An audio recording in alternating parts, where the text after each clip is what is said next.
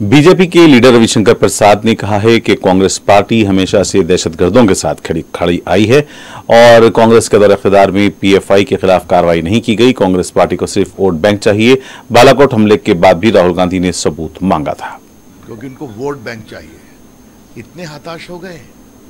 कृपया करके जवान शहीद होते हैं, जिसने किया है उसके खिलाफ कार्रवाई होगी, वो खत्म होगा, लेकिन कृपया करके शहादत का मजाक मत बनाइए। तेज प्रताप कह रहे हैं कि आप लोग का एक ही एजेंडा है हिंदू मुस्लिम। अब तेज प्रताप पर मुझे जवाब नहीं देना है, ठीक है? उसके लिए भाजपा के प्रवक्ता से बात करनी है। आलमगीर आलम मंत्री हैं झारखंड में, उनके पीए के यहाँ करोड़ों रुपया कैश मिल रहा है, छापेमारी जारी है। तो ये तो होना ही था, ये तो होना ही था। चलिए, चलता है।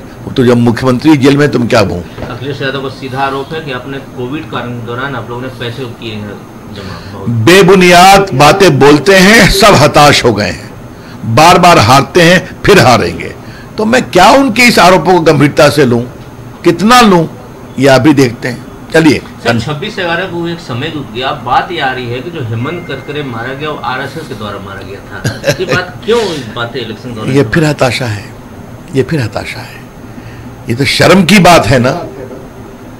जिस कसब पर सुप्रीम कोर्ट ने पूरी फांसी की बात को कंफर्म कर दिया, भारत की न्याय प्रक्रिया से हुआ, उसके बारे में इस तरह की बात, ये तो दुर्भाग्यपूर्ण नहीं कहूंगा, बेशर्मी की पराकाष्ठा है।